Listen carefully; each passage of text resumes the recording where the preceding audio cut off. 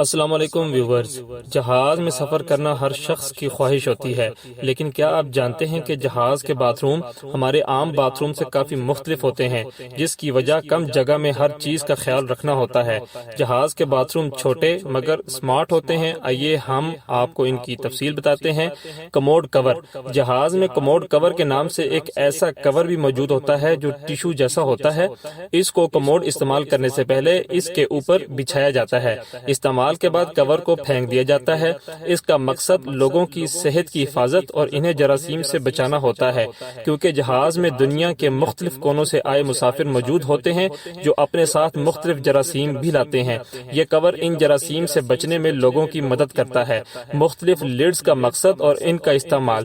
دروازے کا لاک بہت جدید قسم کا ہوتا ہے۔ اس میں ناب کو ایک جانب سے دوسری جانب کر کے دروازہ لاک کیا جاتا ہے۔ اس کے علاوہ ٹوائلٹ کی سیٹس میں مختلف قسم کے ڈھکن ہوتے ہیں۔ ایک ڈھکن تو کموڈ کو کھولنے اور بند کرنے کا ہوتا ہے، جبکہ اس کے نیچے ایک اور لڈ ہوتی ہے جسے احتیاطاً استعمال کیا جا سکتا ہے۔ باتھ روم میں گلاس کیوں ہوتے ہیں؟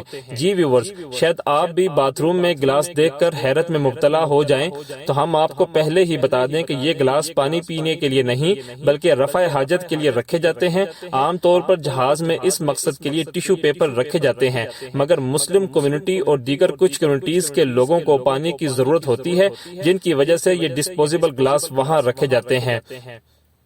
پانی کا ٹیپ۔ پانی کے ٹیپ کے اوپر بٹن موجود ہوتے ہیں، جس میں سرخ رنگ کا مطلب گرم پانی کا بٹن اور نیلے رنگ کا بٹن ٹھنڈے پانی کے لیے ہوتا ہے۔